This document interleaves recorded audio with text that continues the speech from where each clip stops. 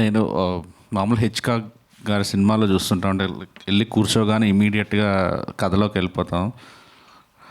టీజర్లో అలా మొదలైన ఒక 5-10 సెకండ్లకే నాకు అదిరిపోయిందనమాట. అసలు పాయింట్ చూడగానే అసలు టీజర్ కట్ చేసిన విధానం, నేను ఇమీడియట్గా పక్కన మణికంఠకి చెప్పాను, ధైర్యంగా వేసేసి ఏ డేట్ వేసినా కూడా కొట్టేస్తాను అని చెప్పి. అంత నచ్చింది నాకు టీజర్. సో నాకు సుకుమార్ గారు అంటే మీ అందరికి చాలాసార్లు నా ఫేస్బుక్ పోస్ట్లు చూస్తుంటే తెలుస్తుంటే, ఇన్స్టాగ్రామ్లో నేను లవ్లో ఉంటా సుకుమార్ గారితో ఎప్పుడు. అంటే సుకుమార్ గారు అంటే ఇష్టం, సుకుమార్ గారు రైటింగ్ అంటే ఇష్టం, డైరెక్షన్ ఇష్టం, సుకుమార్ గారు గడ్డం ఇష్టం, షర్ట్లు ఇష్టం, సుకుమార్ గారు ఆఫీస్ బాయ్ ఇష్టం, కార్ డ్రైవర్ ఇష్టం, ఇట్లా నాకు. సో అలా నాకు సుకుమార్ గారు అసోసియేట్ చేస్తున్నారంటే ఇంకెంత ఇష్టంగా ఉంటుంది నాకు. వాళ్ళ డైరెక్షన్ డిపార్ట్మెంట్ని కూడా లవ్ చేస్తుంటాను నేను. అందరినీ బుచ్చి దగ్గర నుంచి అందరూ పేర్లు అందరూ నాకు తెలుసు. సో టీజర్ చూసిన తర్వాత సడన్గా సుకుమార్ గారు అసోసియేట్ కదా, ఉంటుంది ఖచ్చితంగా మాత్రం అని. Good luck bro. నాకు చాలా కాన్ఫిడెంట్గా ఉన్నాను టీజర్ చూసిన తర్వాత. నాకు ఇంకా టీజర్లో బాగా నచ్చింది ఎవ్రీ డిపార్ట్మెంట్ అందరూ చాలా బాగా చేశారు. నాకు విజయబుల్ కానీ నిన్న బేబీ 2 ఏళ్ళు ట్రావెల్ చేసిన తర్వాత కదా గర్ల్ ఫ్రెండ్ మెటీరియల్ లాగా అయిపోయాడు. పొసెసివ్నెస్ అనమాట నాకు. ఏం చేస్తాడు బేబీ తర్వాత ఇది నాకు తెలిసి ఫస్ట్ సినిమా స్ట్రైట్ సినిమా. అంటే ఏమన్నా ఎవడైనా మంచి పాటలు వేరే వాళ్ళకి ఇచ్చేసాడేమో, బేబీ కంటే బ్యాక్గ్రౌండ్ స్కోర్ వేరే వాళ్ళకి బెస్ట్ ఇచ్చేస్తాడేమో, ఇలాంటి భయంగా ఉంటుంటుంది అప్పుడప్పుడు. కానీ విజయ్లో నాకు బాగా నచ్చేది ఏంటంటే, బేబీ లాంటి సక్సెస్ వచ్చిన తర్వాత కూడా కథ నచ్చితేనే సినిమాలు చేస్తానని చెప్పి ఒక రూల్ పెట్టుకున్నాడు. అది దాన్ని చాలా దూరం తీసుకెళ్తుంది, మంచి ప్లేస్కి తీసుకెళ్తుంది తన్ని.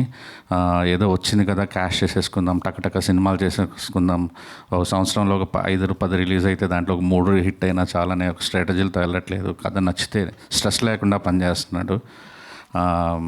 చాలా నచ్చింది అది. సో ఈ సినిమాలో కూడా బ్లాక్ బస్టర్ సాంగ్స్ ఇచ్చుంటారని కోరుకుంటున్నాను. బ్యాక్గ్రౌండ్ స్కోర్ అయితే చాలా బాగుంది విజయ్. అండ్ నాకు ఇక్కడ నేను ఈరోజు రావడానికి ఇంత పొద్దునే మామూలుగా లేవడం కష్టం అయినా కూడా, అంటే ఒక 10 పేర్లు వేసుకుంటాడు మణికంఠ. నాకు తెలిసి ఇక లాస్ట్ పేరు ఈడిది ఉంటుంది, 9 రాకపోతే 10 ఈడు ఉంటాడు ఖాళీగా అని నన్ను పిలిచినట్టున్నాడు. సో ఆ 9 10 ఏదో దొరికేసిన.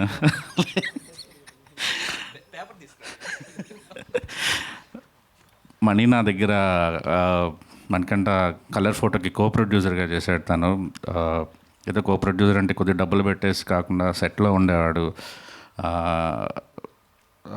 మంచి చాలా ప్రొడక్షన్లో ఇన్వాల్వ్ అయ్యి కలర్ ఫోటోలో నేర్చుకున్నాడు. కాకపోతే నాలాగా కాదు, పిరికాడలాగా ఏదో ఇంత వస్తే ఇంత చేయాలి, ఇంతలో పెట్టాలి కాకుండా నా సినిమా బడ్జెట్ ఎంతో అంత అడ్వాన్స్లు కూడా ఇచ్చేసేసాడు అందరికి, టెక్నీషియన్లకి, ఆర్టిస్టులకి, అందరికీ నెక్స్ట్ సినిమాలు. అప్పుడే షాక్ అయ్యాను నేను, ఇదేంట్రా బాబు కలర్ ఫోటో ఇంత కాన్ఫిడెన్స్ ఇచ్చిందని. అంటే మీరు ప్రసన్నవదం బ్లాక్ బస్టర్ కొడితే ఇంకా చాలా దూకుడు ప్రొడ్యూసర్ అయ్యే ఛాన్సెస్ ఉన్నాయి మణికంఠకి.